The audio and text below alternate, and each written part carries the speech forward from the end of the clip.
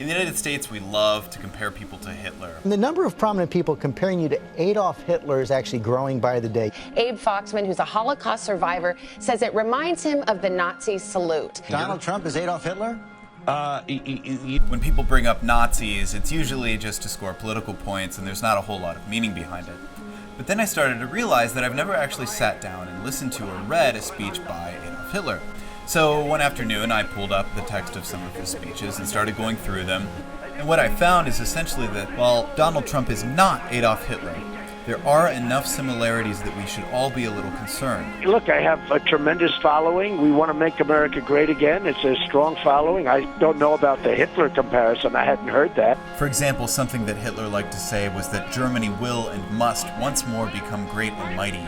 He said that at a rally on May 1st, 1923. If it sounds familiar, that's because it's a wordier German version of Make America Great Again.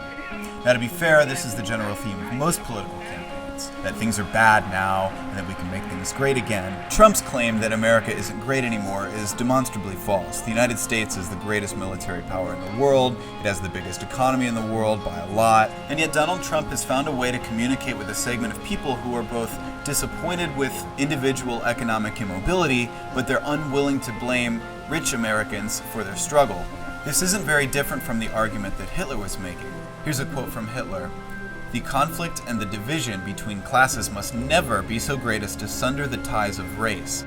Donald J. Trump is calling for a total and complete shutdown of Muslims entering the United States until our country's representatives can figure out what the hell is going on.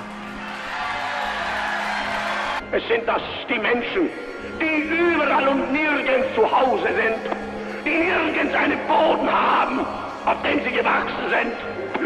Es sind die einzigen, die wirklich als internationale Elemente. For both Hitler and Trump, there was a foreign other who was wily and evil.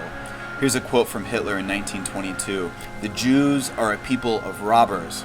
That's not terribly different from Donald Trump, whose favorite target is the Chinese. It's the single greatest theft in the history of the world, what China has done to the United States. We've rebuilt China with what they've taken out of our country. Both men drummed up a lot of support through outrageous comments. You are not allowed to be a president if you're not born in this country. He may not have been born in this country. You have to take out their families.